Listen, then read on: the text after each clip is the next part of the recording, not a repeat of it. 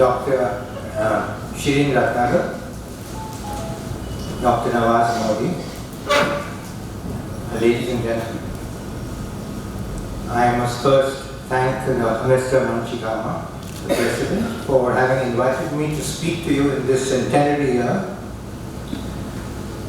And I'm grateful for having asked me to do so. I must at the outset warn you that I'm not a historian. I just have a rather passionate interest in history as such, and that probably was the reason why this invitation was given. So let me begin. How did Persian tribes migrating into the most southwestern corner of the Iranian plateau create a royal ancestry, a royal dynasty, which established in the 6th century BC a world empire on the soil of the Near East? An empire which stretched from the Indus River in the east to Egypt in the west, from the Aral Caspian seas and the land surrounding them to the Persian Gulf in the south. I needs must take you back into time, in the midst of antiquity, and tell you how this happened. I shall do so by relating the rise, the decline, and the fall of the Achaemenid Empire. The Persian tribes were just one major branch of the Indo-European family of people.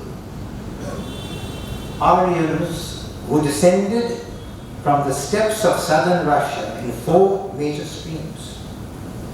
One going to North India, one to the Iranian plateau, one to Central Asia, and one even to Europe. This migration really started somewhere in the end of the 2nd millennium BC. It was not just a burst of migration, but it followed in series, invasions and migrations. And ultimately, they settled down, as far as the Persians go, as I said. The Persian tribes go to the southern part of the Iranian plateau. I must show you now that the Iranian plateau as it was before these migrations began. And you will see Assyria in the north. Assyria, which was really in the middle of the 3rd century, 3rd millennium before Christ. A great empire with its capital as Nineveh. And you have Babylonia enclosed within the folds of the Euphrates and the Tigris rivers. And it had Babylon as its capital. The mind of Babylon as a capital came many, many years later. It has the cultural heritage of the Sumerian civilization. And right in the south, here you have Iran, perhaps the oldest civilization. It occurred pari passu with the Sumerian civilization. You can well understand how old this civilization was. And into this cauldron of power-seeking, power-hungry empires, you see the migration of the Aryan tribes that I mentioned.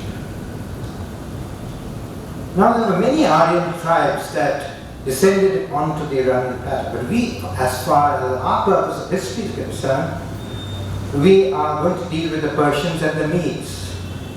They were sister tribes, very close to each other, right from the beginning, perhaps right from the time they were south of the steppes of Russia, right from there all through the Achaemenid Empire. And as I told you, they came first into history in the military campaigns of the king of the Assyrian state. He was Salman Hazar III, and he noted these Persians down south in what is now called, what was then called a province called Parsua. The Greeks called it Persis, later on called it Pars and Fars. They were in that area. The Medes were north and northwest. in what is now Kurdistan, Azerbaijan, Hamadan, and in the region of Tehran, what is now present-day Tehran. The Medes were proactive. They decided to take on the Assyrian Empire. Their first king was Darius, and the next one was Xerxes. And they fought the Assyrians, and they defeated the Assyrians, surprisingly. They defeated the Assyrians in a great battle in 700 BC, and conquered Nineveh, the capital of Assyria, in 613 BC. So that the Median Empire came into being with the removal of the Assyrian Empire. Now the Persians, of course, being strong relatives, if I may say so, of the Medes, sent certain reinforcements, what we would in modern parlance call reinforcements to the Median tribes, fighting the Assyrian Empire. And now here is a very important point. The leader of these Persian tribes was a man called Achaemenids. Subsequent Persian kings considered him the founder of their dynasty, and he gave his name to the Achaemenid Empire. This, ladies and gentlemen, is the preamble before I start the story of the rise, decline, and fall of the Achaemenid Empire. The Achaemenid Empire was founded by Cyrus II, better known as Cyrus the Great. I would like you to look at his lineage. As I said, Achaemenids founded the Achaemenid Empire. He gave his name eponymously to the whole Achaemenid dynasty as also to the Achaemenid Empire. His son was Xerxes. He called himself King of Kings, King of Anshan. Anshan was a large capital, not exactly capital, but a large city in the province of Paswa. Now Xerxes had two sons. One was Cyrus I and the other was Armenis. And these are the two main branches of the Achaemenid Empire. Let's consider only one for the present, Cyrus I. Cyrus I had a son called Cambyses. And Cambyses married the daughter of the king of the Medes, Achaemenid. And from this wedlock came Cyrus II, who ultimately became Cyrus the Great. Therefore, Cyrus really had genes of both the Medes and the Persians, more or less, in equal quantity. It's a lovely story of how Cyrus rose from boyhood to manhood, but it's too long to relate. Herodotus, the father of history, gives a fascinating account of that. But let's take Cyrus becoming a king, Cyrus the Great, in the province of Pasua, the king of his Persian tribes. He belonged to the Passer-Gade tribes. He, remember, was a vassal state of the Medes. The Medes ruled Pasua, and the Persians were the vassals of the Medes. But Cyrus was not content with that. He gets out of his province with his tribes, hardy tribes, frugal living, very strong, could bear a lot of discomfort, and he fights the Medes. And he defeats Astyages, the king of the Medes, in a battle. In fact, Astyages is given to him by his soldiers, by the soldiers of the Median army, to Cyrus, saying, "You take him, we don't want him as our king." So he gets the whole of the Median Empire, mind you. And now he focuses on Lydia. He doesn't attack Lydia. Lydia was, at that point in time, ruled by King Croesus. He was probably the richest man on earth at that time and age. And it is said, and this is again Herodotus, that he asked the Delphic oracle that if I fight with Cyrus, what will happen? And the Delphic oracle said, an empire will be lost and an empire will be gained. So Croesus thought that it was he who would gain the empire and Cyrus would lose it, but it was the other way around. Croesus loses the empire, Cyrus defeats him in a battle, and then of course there's another lovely story how Croesus is tied up to a stake with a fire burning at the bottom, and he was to be burnt to death. When there is a thunderstorm, for some reason or the other, they put it down to Apollo, who took a side, and the fire subsides. Cyrus takes him down from the stake, forgives him, makes him his companion, and makes him his advisor. Cyrus now turns his attention to other parts of the plateau and neighboring areas. He takes over Phoenicia, Judea, and Syria, and also Babylon. The way he takes up Babylon is indeed interesting. He defeats the king of Babylon, called Nabonidus, on the banks of the Tigris. But he doesn't attack Babylon itself. Babylon was one of the most fortified, almost impregnable cities of that age. But the king was very unpopular with the Babylonians for the simple reason that he had absented himself for many years, and he had placed several other deities in the Babylonian capital, where really the Babylonian capital's main god was a person called Madruk. So for some reason or the other, the Babylonian state to him, consider him not an alien as one of them. Cyrus pays his obeisance to Madruk, their god, and Babylonia becomes his for the asking. And then, of course, he goes further east and extends his empire right to the river Indus. And you see the empire of Cyrus here, extending from one end to the other, really a fantastic super state, if I may call it. An empire, a universal state, as they call it, a universal state, the first universal state in the history of the world and in the history of man. Cyrus consolidates this huge empire beautifully, and then wants to make sure that there are no incursions from tribes outside his boundary. So he unfortunately goes south of the Caspian Sea and to the east of the Caspian Sea to fight a tribe there who very often used to encroach on his boundary. These tribes were called the Macedonian. It was a polyandrous tribe, and the ruler of this was a lady called Queen Tomaris. And surprisingly, if history is to be believed, not only is Cyrus defeated by the Macedonians for his first defeat ever, but he was killed by this Queen Tomaris in battle with great difficulty. His army, his soldiers, managed to get the body of Cyrus and take it to Persian-Greek. Persian-Greek was the capital of his huge state, his huge empire. He had started building Persian-Greek the moment he had become king of the province of Persia. Must describe a little about Persian-Greek. It's still a very well-known, very well-frequented place. He had a citadel there, as you can see. With the citadel, there was a palace, a beautiful palace built by him. Lovely gardens which were watered all through the year. Garden pavilions. And he also had a place of holy investiture. This is very interesting. This is a place which subsequent Persian kings were made to visit as a matter of duty. They were made to wear the robes of Cyrus the Great. They were made to eat a piece of cake consisting of oaks and leaves of a particular tree, made to drink a glass of sour milk, and only then could they assume their kingship. Extraordinarily interesting. Just showing that they wanted a relationship between themselves, each one of them, and the founder of the Achaemenid Empire. And there was another extremely interesting place which has been commented upon by many scholars, and that is what they call the Holy District. It consisted of 3 huge stone pillars. Pillars which were hollowed out at the top, and the pillars had always a flame burning in them, burning ashes and burning flame.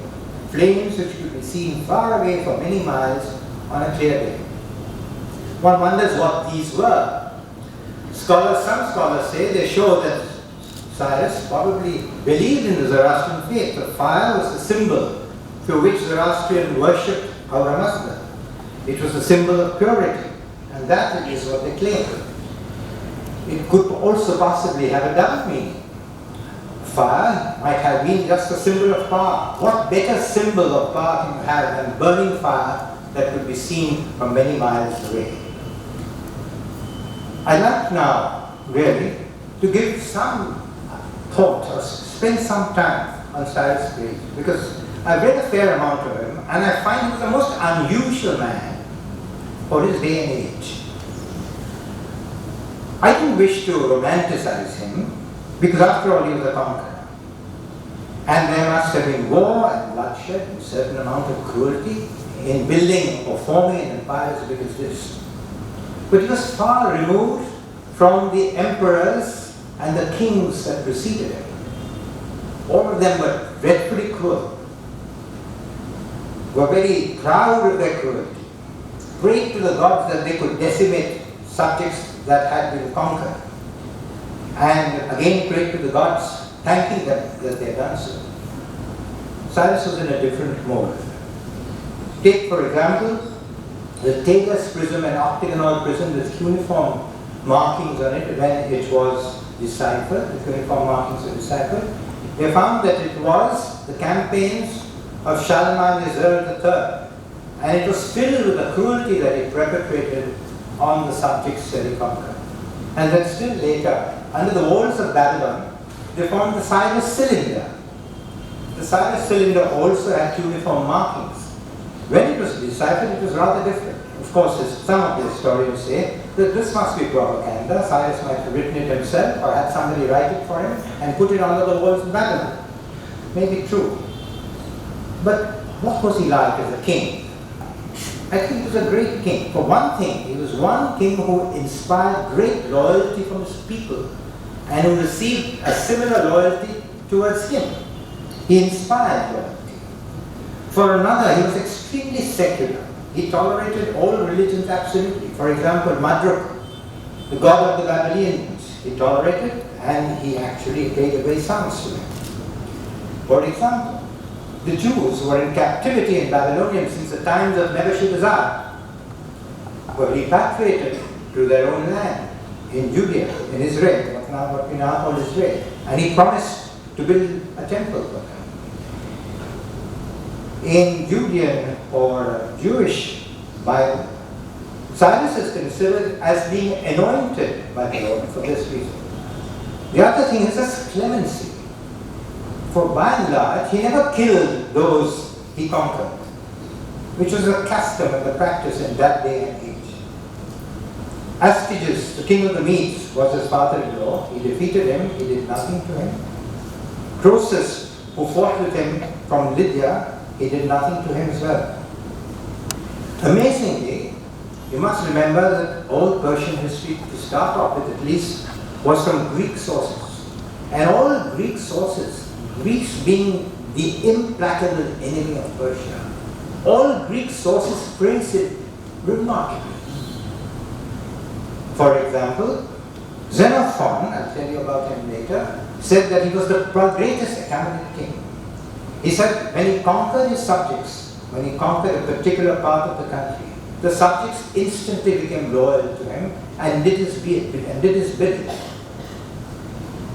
It was said of him that not only was he tolerant, but he was extremely lenient, liberal, and clement to all his enemies.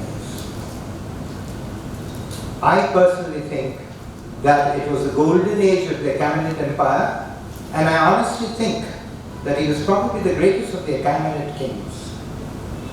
He built the foundations of the Persian Empire on impeccable grounds, and these foundations lasted, as you will see, for over 2 centuries. Now let me get on to the next part of the Achaemenid history. Cyrus had 2 sons. One was Cambyses. He was the heir apparent, and the heir apparent was always king of Babylonia. And the other was a man called Darius, and he was given the heartland of Persia to govern. And it was said that he would never pay tribute to his brother Cambyses.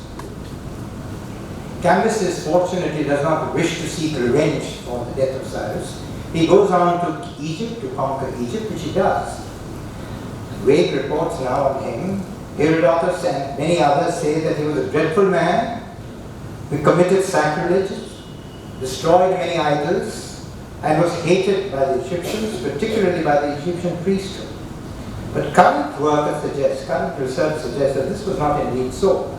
He certainly was not as great as Cyrus. He did confiscate the lands and perhaps the properties, other properties of the Egyptian priesthood, and therefore it was extremely unpopular. Anyway, his mission done, away for many years, mind you, over 2 years, where there was nothing in the Persian heartland, no one in the Persian heartland, except it's supposed to be his brother who was ruling there. He returns now to Persia. On his way, when in Syria, he receives information that a usurper has usurped the throne of Persia. This usurper was Bardia. Now I give you the official interpretation of the turmoil that followed and how the Achaemenid kingdom got itself out of this turmoil. And this official information is sculpted on the Behistun rock on the highway to Hamadan, high up for all to see. And I shall tell you what this states.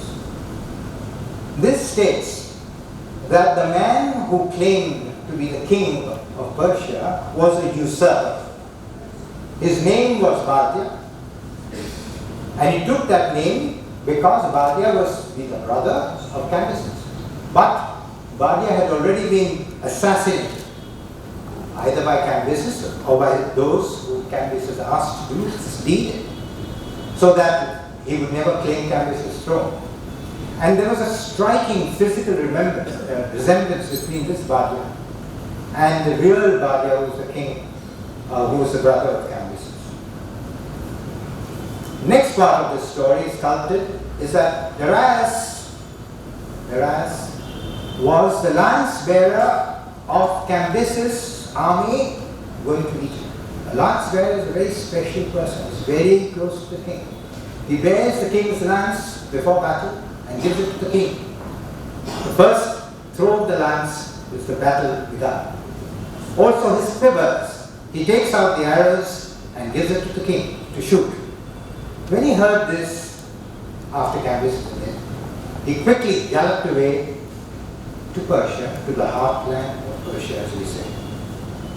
And with 6 of his very aristocratic nobles assassinates Bardia. And he claims that, look, this is an impersonator. This man, Bardias, is a magus. Magus is the singular for magi. He is a priest who does priestly work. He is a magus, and he has taken the people into confidence by saying that he is not going to have any conscriptions of the army for 3 years, and he is going to abolish all taxes for 3 years. And the people who are quite gullible followed. That is what Darius claimed. And he claimed that he had destroyed the lie and proclaimed the truth, that he had destroyed evil and proclaimed the good. In fact, he says that he brings order into chaos, not only in the heartland of Persia, but he brings order into the cosmos of the world, thinking perhaps that Persia really was the world that mattered. And this is what he inscribes. But before he does that, I must tell you the other story, the other belief as to how this happened. The other belief of many current historians particularly is that no, Bardia was not an impostor at all. He was not a magus. The name of this man was Gomer. He was not that. In fact, he was the actual brother of Cambyses. And Darius had assassinated him with his nobles and usurped the throne. Usurper or not, Darius was a great king indeed, a great king indeed. And this is his inscription on the Behistun rock. This is how he proclaims himself after everything is done. But before this, mind you, when Darius proclaimed himself as king, the whole of Persia did not accept him. All the provinces rebelled against him, or almost all the provinces rebelled against him. And he fought them. He fought 17 battles in one single year, winning every one of them. And he was a great warrior. He fought from the front. After all that, when he was well settled, that was the time when the inscription on the Behistun rock was made. You can see that now. You can see Darius' foot on the Gaumata. That was the name of the magus, which he claimed was really a magus. You can see 2 of his admirers and his followers behind him. and the rebels chained. And you see there the picture of what looks like a pharaoh. What is interesting, there are many versions of what this is. One version says that it's our master.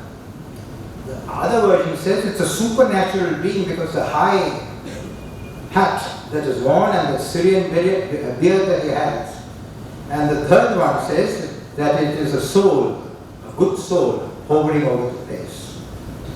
And there is a ring, if you note that, and that ring is supposed to be the royal power.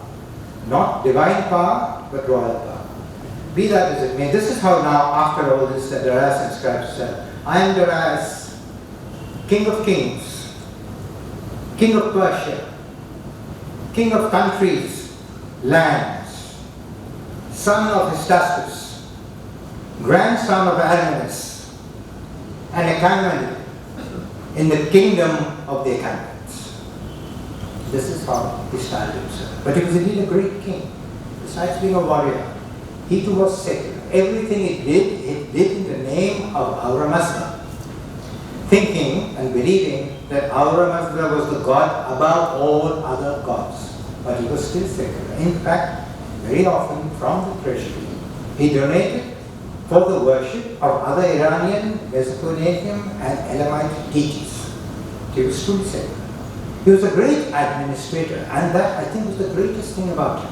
This huge empire, he divided into satrapies or provinces. Each province had a satrap, which is like a governor general or viceroy, if you like to call him. And he was helped from the center by a military man who looked after military affairs and a financial man who looked after the finances to see how the taxes were collected.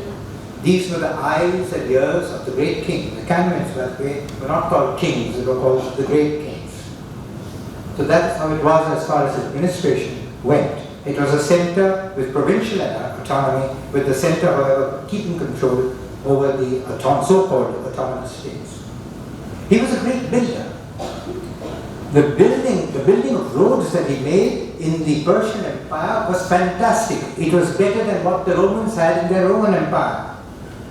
A road which went from Susa, which by the way was the official capital of the Achaemenids, right up to Sardis, which was the capital at that time of Libya in Asia Minor, the tip of Asia Minor.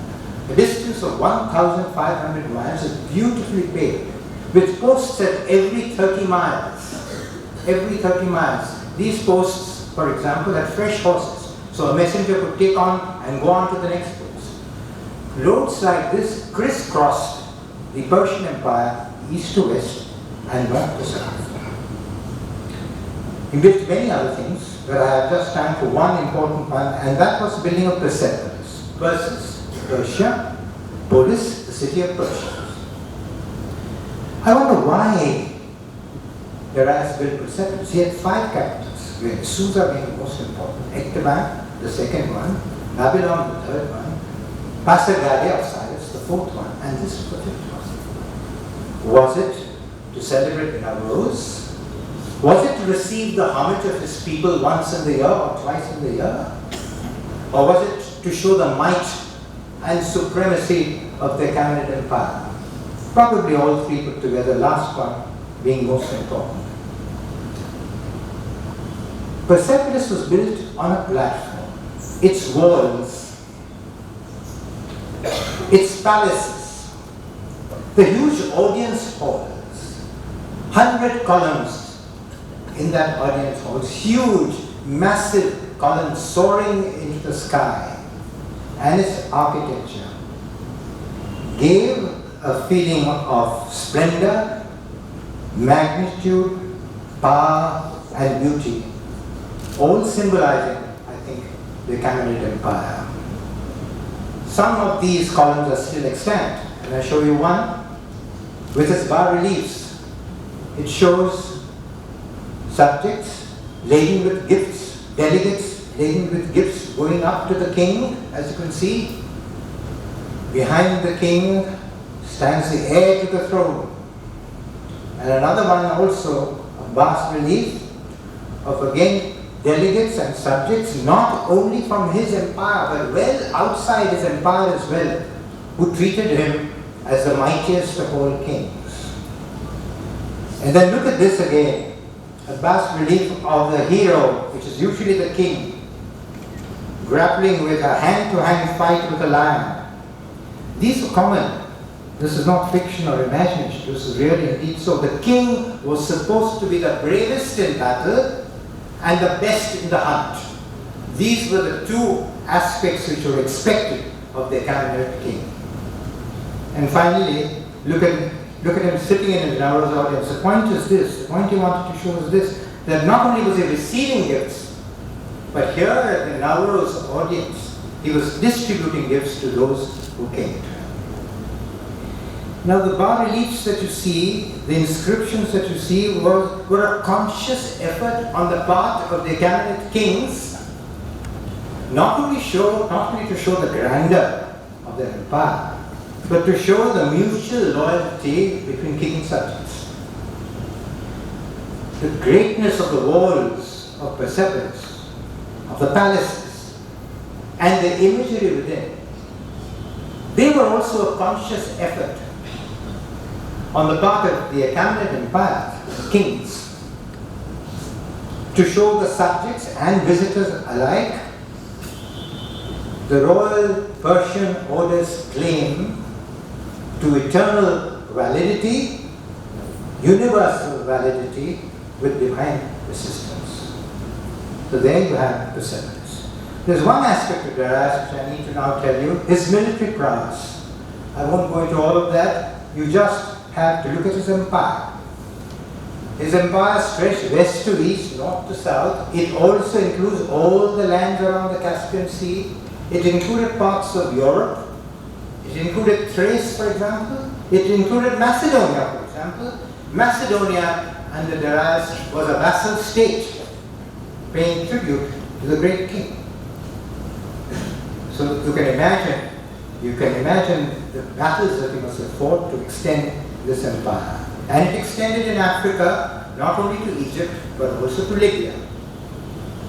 There is one adventure, or shall we say an expedition in which Darius failed. You see, the Athenians were goading the Ionians. The Greek colonies, by the way, in Asia Minor and in the Aegean Sea, almost all of them were under the suzerainty of the Persians. And Athens goaded these Ionian colonies to rebel against the Persian Empire. So Darius thought he would teach them a lesson. So he sent one of his generals in a ship with an army, built with an army, to teach Athens a lesson. The army lands on the coast of Marathon. There's a sea there, but he was met by the Athenians. I would love to describe this battle, which will take too long. The Athenians defeat Darius. It was the first defeat of Darius ever in his reign and in his rule. Believe you me, ladies and gentlemen, Marathon was indeed left a great indelible mark on the psyche of the West. That a small little petty state like Athens could have defeated a great empire like the Persian Empire. Not only in Greece it left a psyche, but in a great part of the West. For example, in the 19th century, when Turkey and Greece were at war, Lord George Gordon Byron, a romantic poet from England, went over to Greece and volunteered to fight on behalf of Greece against Turkey with a small contingent that he had raised. And this is what he writes. I think it was in, if I mistake not, it was in Childe Harold. The mountain looks on Marathon, and Marathon looks on the sea. And musing there an hour alone, I dreamt that Greece could still be free. For standing on the Persian's grave, I could not deem myself a slave. Look at the recollection of a battle at that point in time, a battle which was sunk in the mire and the mists of antiquity. And look at the slight resentment and the animosity in the last two lines against an Eastern empire. Standing on the Persian's grave, I could not deem myself a slave. I need to now just give you a brief idea comments, if I may say so, on Greece, the Persian Empire, and Persians. Greece considered Persia its implacable enemy. Implacable enemy. It considered Persia to be barbaric and decadent. This is absurd. You have a huge universal state, as well administered as possible. It couldn't possibly be barbaric. Decadent because it was rich, but it couldn't help that. The wealth of the world at that point in time was centered in that universal state. It is possible that this is really a feeling of envy or jealousy. Perhaps they felt envious that it was Persians who controlled the most civilized part of the plateau, and that they were on the fringes, on the outskirts of that empire. They called the Persians expansions. Of course they were expansions. You can't have a universal state which is not expansions. But so were the Greeks in their own small way. They had colonies along the coast of the Aegean Sea, along the coast of the Mediterranean, even along the coast of the Black Sea. I have a feeling that by and large, the Persians were as good as the Greeks in every field of human endeavor except one. And that was the language. The Greeks had a great, vibrant language. The Persians did not. They had Old Persian, for example, which was actually invented, if I may say, by Darius I for his royal inscriptions. It was almost a dead language after a short time. The affairs of the Persian Empire were carried out in a language which was Aramaic. Aramaic was good for administration, good for records, but it was not a literary tongue. I feel that was the reason why Persia could not produce a Socrates, or a Plato, or an Aristotle, or Euripides, or Aristophanes, or Sophocles. But then don't forget, Persian language evolved. And over a period of time, it became perhaps the most mellifluous, pleasing language to the ear. And it was around that time that a great poet called Ferdowsi wrote the Shahnameh, which in meter, in rhyme, in scope, and in intensity of feeling perhaps was as great as Homer's Iliad and Odyssey. And also don't forget, whatever the Greeks might have done in various fields, I think the Persians gave one great gift to humanity, and that was the Zoroastrian religion. For the first time preaching that there was just one monotheistic religion with one supreme God. At a time when the Greeks were worshipping pagan gods and continued to worship them for several centuries after. One word on Zoroastrianism, as I said, it was a monotheistic religion. True. It considered that there was evil and good, and there was a constant conflict between them, truth and a lie, and a constant conflict between them. It was the first religion to respect the ecostructure of the world. You prayed to the rivers, to the seas, to the skies, to the earth, and you'll be praying to our Master, he said. The flame was symbolic, it was a symbol through which our Master would be worshipped. It meant purity, it meant righteousness. After all, what could the world do if there was no fire in the sun? And in that day and age, what could the world do if there was no fire in the heart of holiness? I think Nietzsche, the great German philosopher who founded modern philosophy, was quite right when he said that Zarathustra was the first creator of the model world that we live in. Thus spake Zarathustra. Let me get on now with the further history. Darius was followed by Xerxes. Xerxes was a son, and he made a good job, I think, of keeping the empire together, holding it together, putting down a few rebellions, which I shall not go into details of. But the most important feature of Xerxes' reign was the Greco-Persian Wars. The Greeks called it, funnily enough, the Persian Wars, as if they had nothing to do with it. It was the Greco-Persian Wars. Xerxes wanted to avenge the defeat of Marathon. He also wanted to put an end to Athens' continuous niggling the Ionian cities on the coast of Asia Minor, wanting them to rebel against the Persian forces. So he set out with a huge Persian force. Herodotus says it was 200,000 men. Current history suggests that it was probably not more than 100 to 150,000, with perhaps 5,000 warships. And Xerxes set out to cross the Hellespont. The Hellespont is the crossing between Europe and Asia. And how does he do this? Amazing. This is the modern engineer's view of how this must have been done. He had galleons like this. They were bound together, fore and aft. There were planks sprayed across, and the planks were kept in place by cables tied to the ships.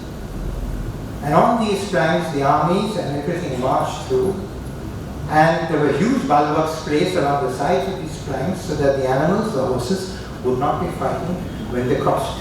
There were about 350 boats on one bridge, 250 on the other. The crossing was about 1.5 kilometers or so, and they did that and went across to the mainland of Europe. The army, as you will see there, followed the route of the land along the shore and was supported by the navy of Xerxes' fleet. The army goes along till it is met by the Spartans, led by Leonidas, the king of the Spartans, at Thermopylae. This was a small defile between the mountains and the sea, at its maximum 50 feet, and in many parts less than 50 feet. So that the marked increase in numbers that the Persian army had was to some extent not material, did not matter very much in that very small defile.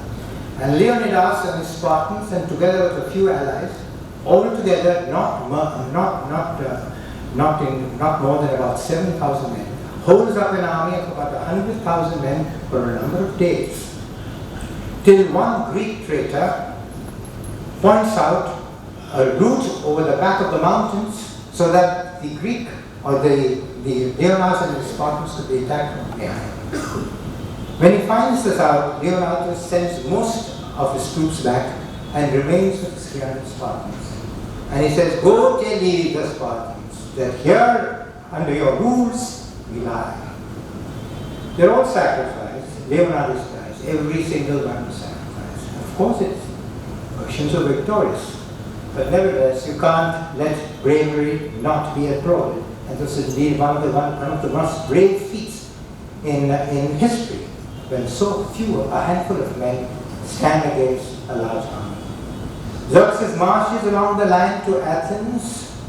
Athens is by that time evacuated completely, and he burns the crops. People thought that Persia had won, but it was not so. Themistocles was the admiral and the maker of the Greek navy, and he lures the Persian navy into battle into the narrow straits, the Bay of Salamis. Persian ships were large, they couldn't turn around easily. The small Greek ships, run circles around them, ran them. In short, the Persian fleet is defeated. It was a horrendous defeat for Persia.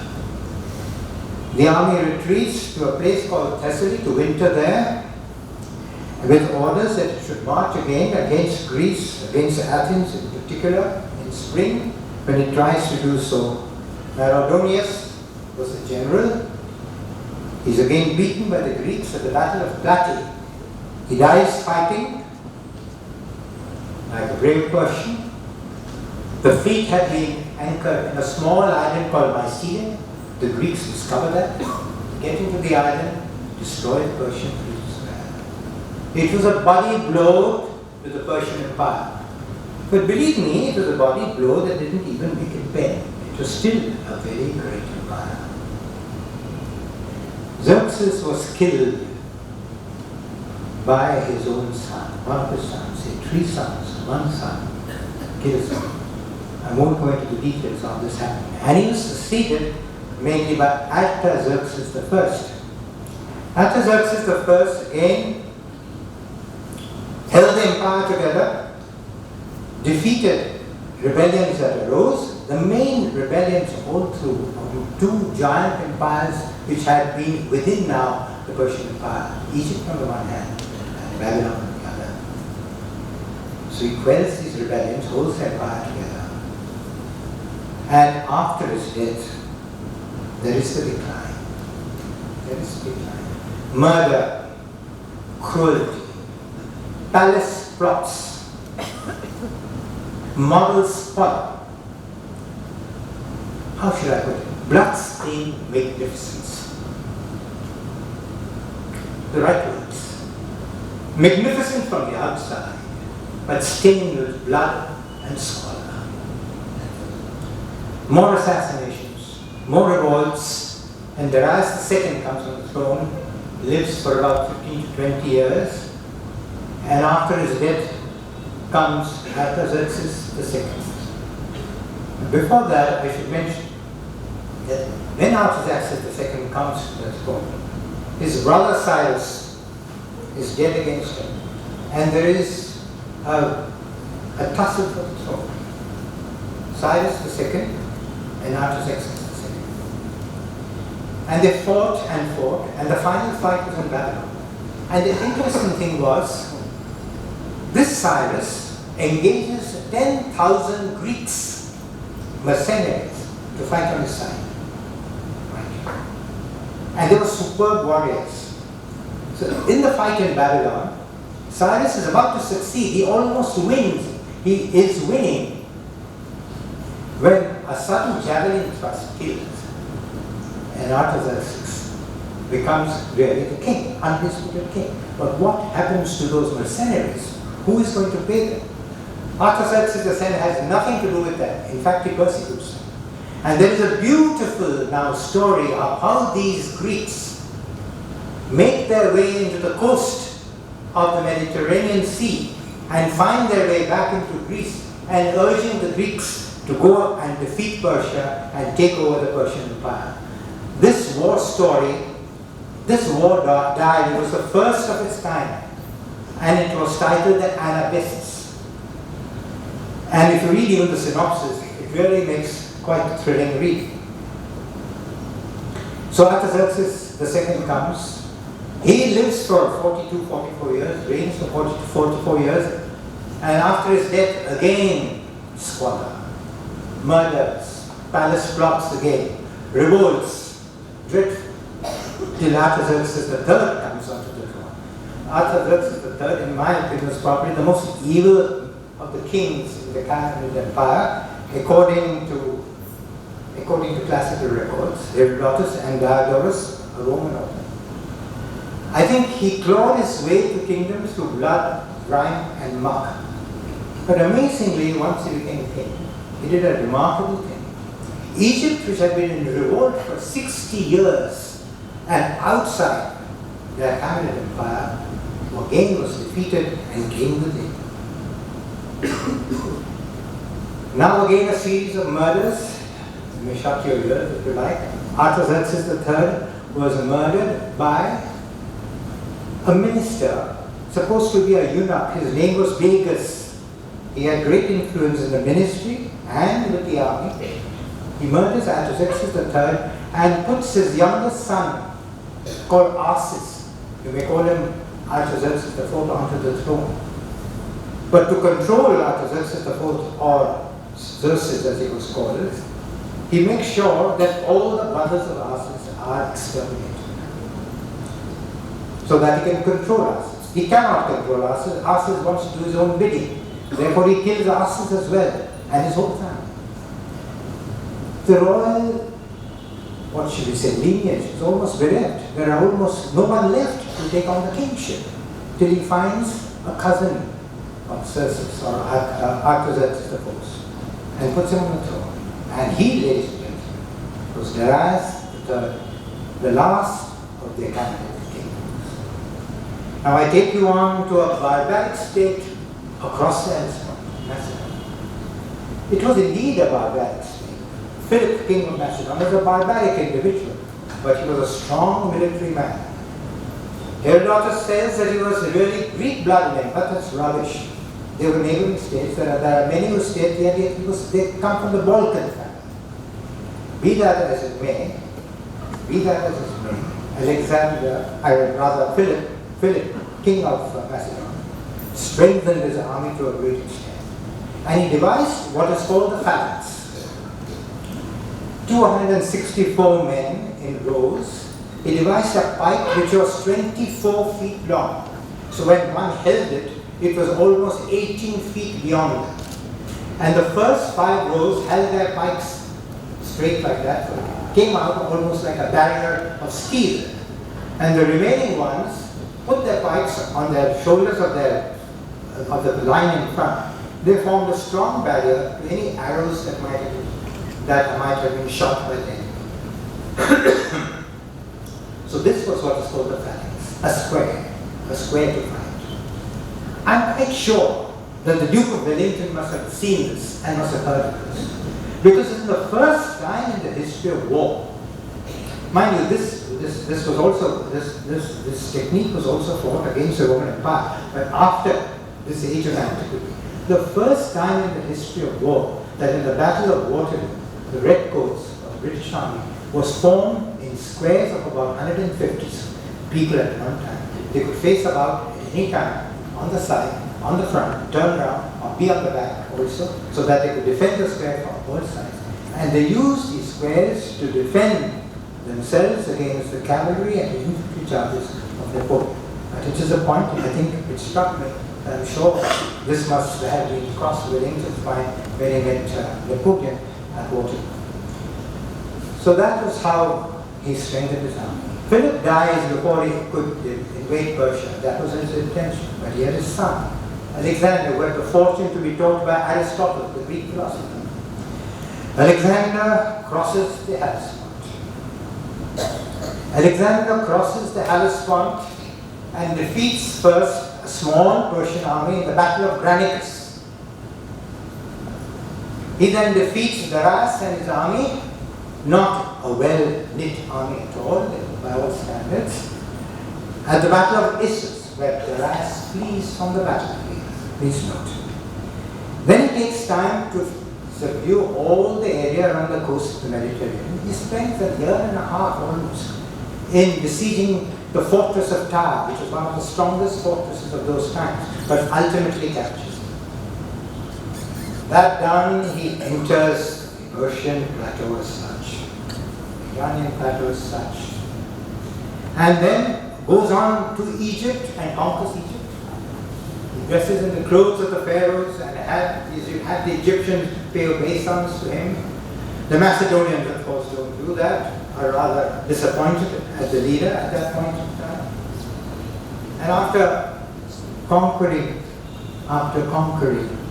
Egypt, he descends again and he meets the army of Darius at the Battle of Gautamela. Ladies and gentlemen, I would beseech you to give me some latitude to explain to you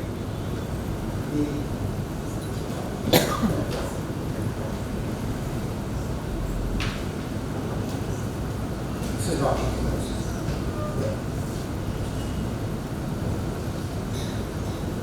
can you give me a handmic?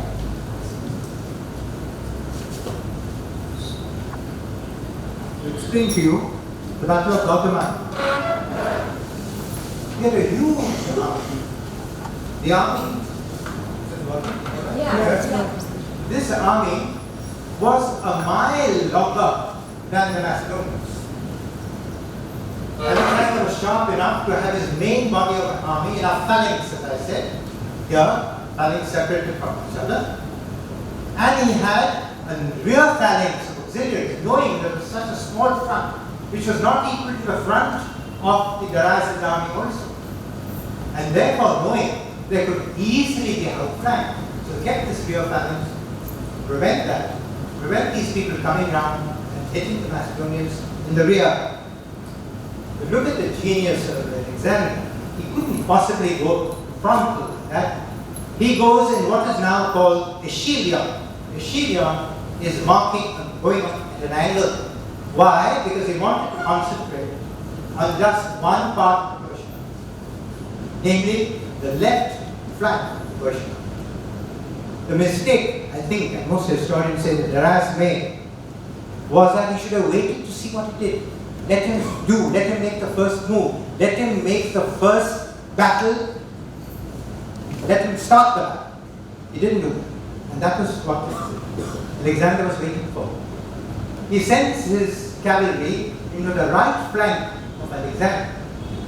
Alexander knew almost certainly that's what Darius would do. This is what the great military geniuses do. They know the mind of the opposite general. And therefore he had strengthened his flank with superb cavalry and also infantry. Though it was outnumbered, it was far more disciplined. And it withstood the cavalry charges of the left flank of the Persian army. And then Darius made the great mistake.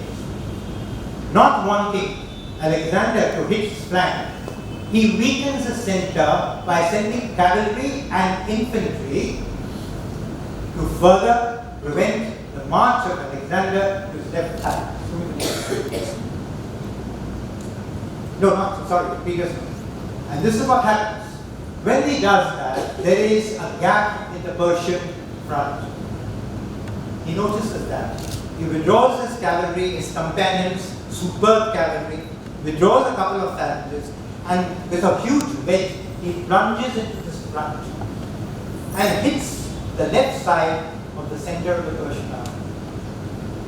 Darius sees the spears and the spikes and the cavalry charges coming close to him, and he flees. Again, a great mistake. For the simple reason that battle on this side is going beautifully for Darius. The right flank of Darius' army was almost destroying the left flank of Alexander's army. And whilst all this was going on, there was a gap between the Macedonian front and the flank. And a good bit of the Persian soldiers had gone down. And instead of turning around and attacking the enemy in the rear, they routed the camp that was there a little further away. What a stupid thing to do. And that is how the Battle of Udwadia was lost. Alexander now goes on to Susa, Ecbatana, and ultimately to Persepolis, where in a fit of drunken fury, led by a courtesan, he is said to have burned Persepolis to the ground. Feeling whether this was exaggerated or not, I think he could possibly have wanted to do that to show the end of the Persian Empire. In the same year, Darius, who had fled, was killed by one of his own Bactrian chiefs, and that was the end of the Persian Empire. Oh, what a fall was there, my countrymen, that you and I never dreamed of whilst bloody treason flourished over us. Well, now let's go a little further. Alexander goes on. You see his march right through to India, into the province of Punjab. You see him coming back again to Babylon, and he dies at Babylon of natural causes. From the description of his death, one can't help but feeling that it was an infectious disease, very likely cerebral malaria. Was Alexander great? Was Alexander great? Of course, the Western authors, historians are very proud of him and praise him to the skies. I don't think so. He was unquestionably a great general, a great military genius. But that's about all. Did he leave any legacy? Did he make new communications, new roads? Did he discover new geography? Not so. The Persian Empire had already seen the geography right up to the Indus, which he went to, up to which he went.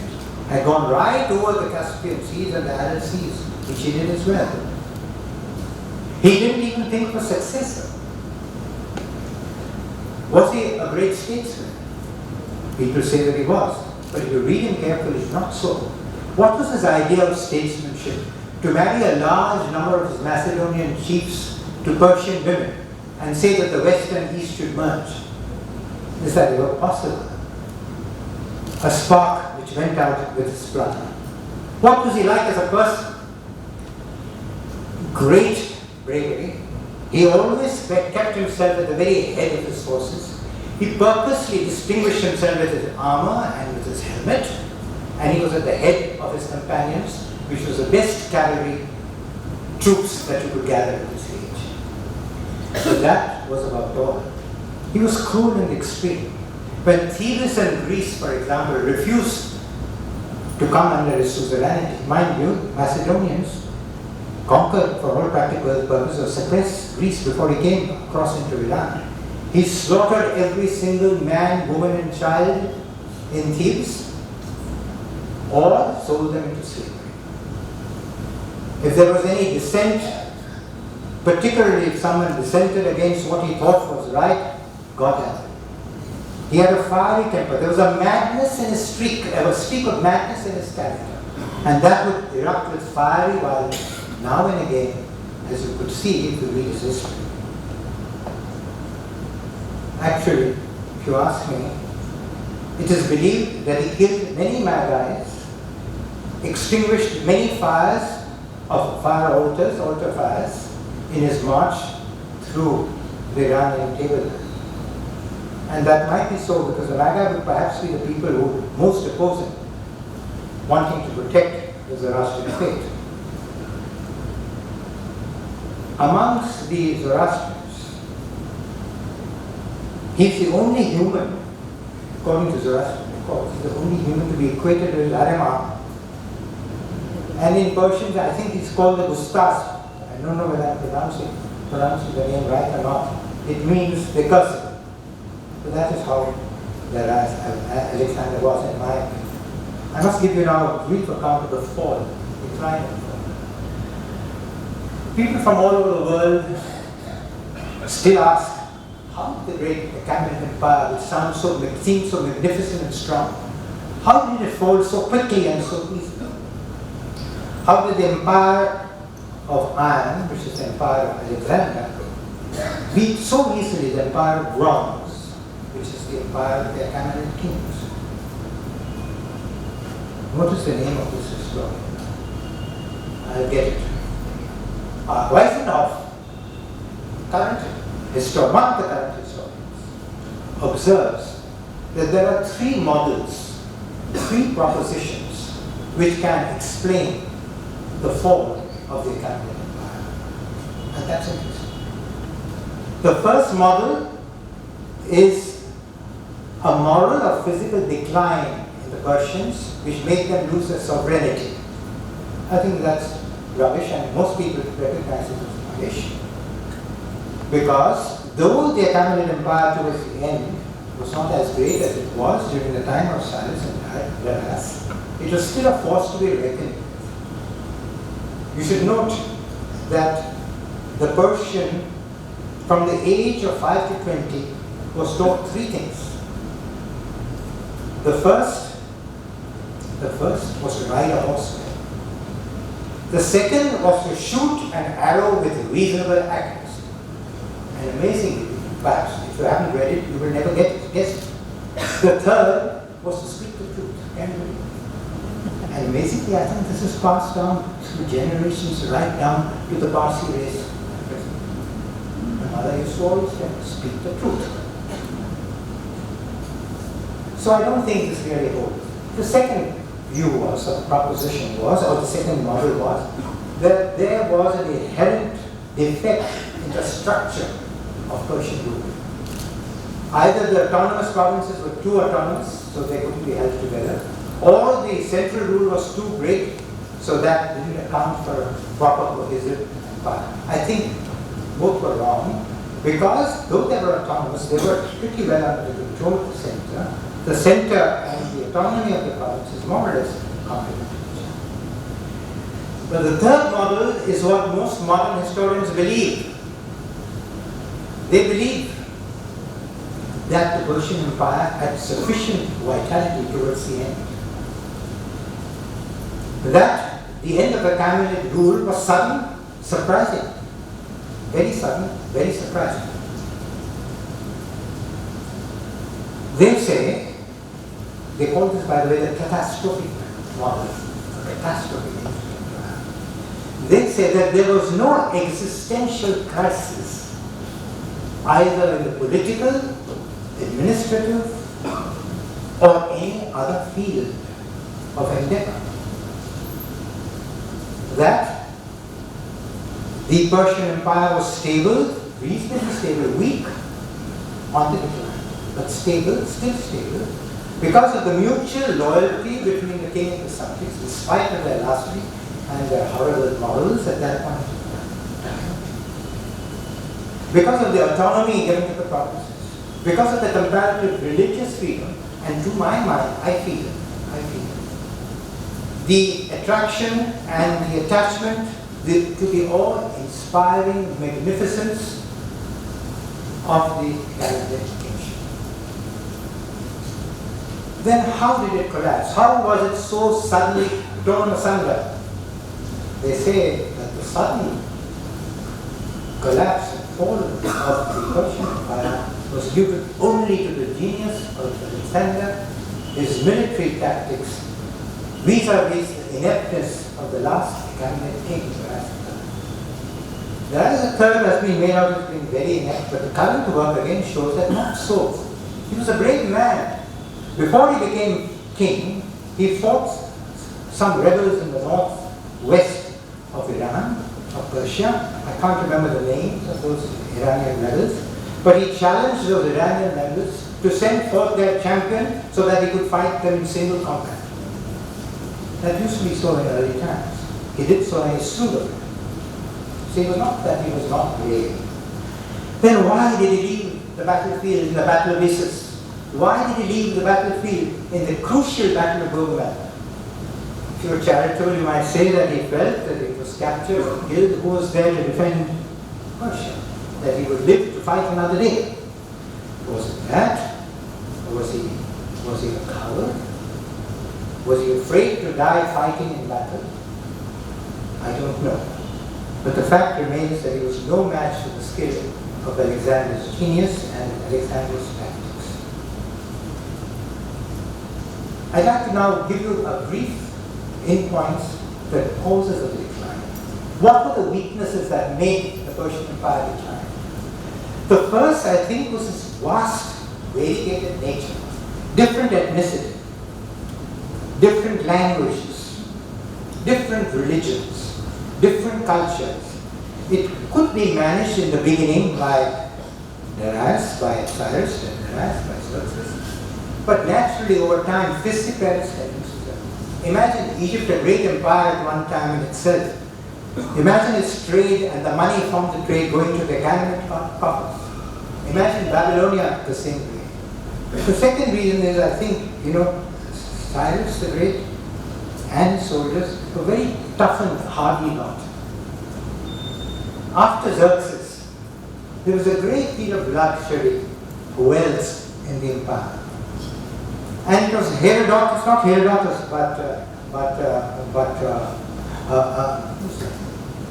who's the man? Hippocrates who said that if a country's leaders dwell in luxury and wealth, the country becomes soft. The subjects of those people lack the hardness, lack the moral fiber, and the physical courage to withstand difficulties, particularly in the times of war. Perhaps there is a point to that. The third thing I say was that it was, after all, a despotic. However benign in the start the despotic rule was, despotism carried for many, many, many years, many decades, weakens the moral fiber. Fourth, and I think a very important one, that the center never bothered to Persianize its subjects. They remained disparate. Neither did the subjects of various provinces want to Persianize themselves. This was in striking contrast to the Roman Empire, which saw to it that all the subjects of the conqueror was, as far as possible, Romanized. To be Persian here was something special. You had command of the administration, you had command of the army, you had command of the navy. Next best was the Mede. But what about the rest? They had really no great say in the running of the empire. And they were therefore felt obviously left out. Then of course, the moral squalor, as I call it, blood-stained magnificence, that is bound to seep into poor governance. And it is bound to affect governance and also affect the subjects that are governed. Economically, you will be amazed to find that Babylonian tablets have shown that the economy was better at the time of its collapse than before. Yet, it has also been shown that more taxes were levied. Perhaps the taxes were levied on the poorer people. And the benefit of the economy did not percolate lower down to the poor, just as in our part of the world, where it still doesn't percolate down to the poor part of our country. And finally, the military unpreparedness. Surely they had spies all over. Persians had spies. The Greeks had spies. Surely they should have discovered that there was this terrible phalanx, almost an invincible infantry body that was being planned by Philip and that was being put into practice by Alexander. Surely they should have realized that. I have a feeling that if it had been any other general than Alexander who faced Darius III, he might still have won. Wishful thinking, if it had been Cyrus or Darius who had faced Darius I, who had faced Alexander the Great, who knows? Alexander might not have got an easy victory as he did.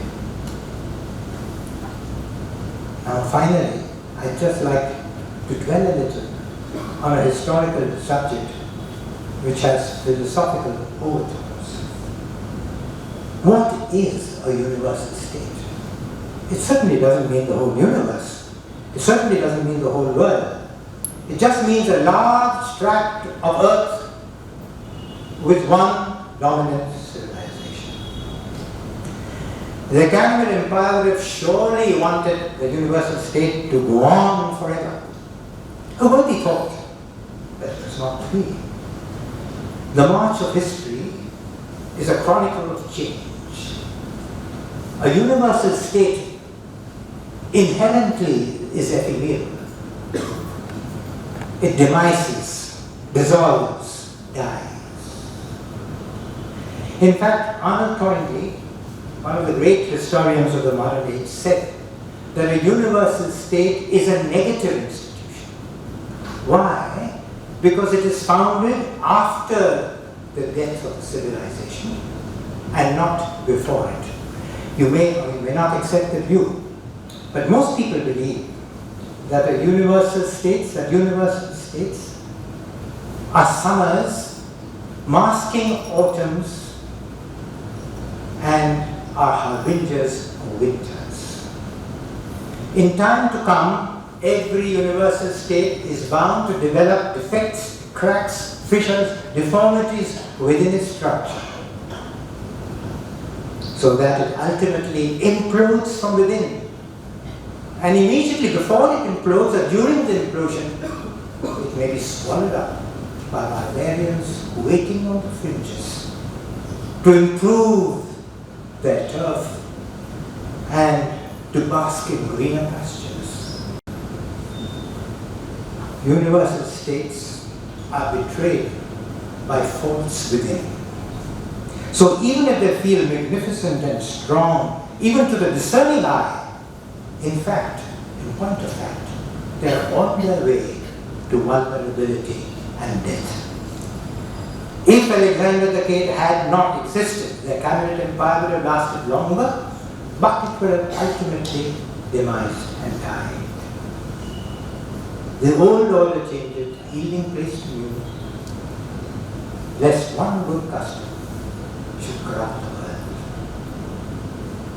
And from the ruins of the old, like a phoenix, emerges the new. And just as you and I will perish, just as ages have perished in the past and will continue to do so in the future, nothing remains forever. Nothing but nothing remains forever. Thank you.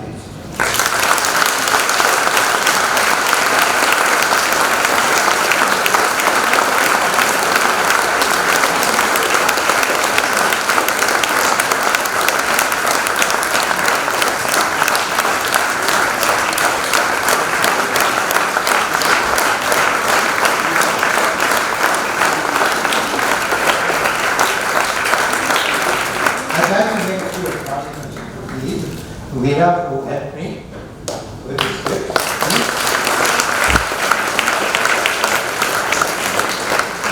Dr. Kathy D'Souza, who researched with me a lot, and was presented this slide. I would also like to point out just one important thing, that I don't know Persian, and I don't know Greek, and all these therefore are secondary sources from those who know Greek and Persian. And therefore I have borrowed what I have said from a large number of books and papers that I have assiduously studied. It must be remembered that Persian history is being changed, because so far you were relying only on classical sources. But now you have inscriptions, you have bas-reliefs on the various walls and monuments, you have coins which tell you the history. You have administrative papers and books and logs, etc., particularly in Babylonian and in the Babylonian Empire or in the Babylonian area, and also in the Assyrian area. You have iconography, both personal and larger than personal. And these are all new sources that have shown the Persian Empire in not as malignant a light as Greek history. And lastly, ladies and gentlemen, I'd like to thank you for your formidable courage in weathering this rain and for this patience.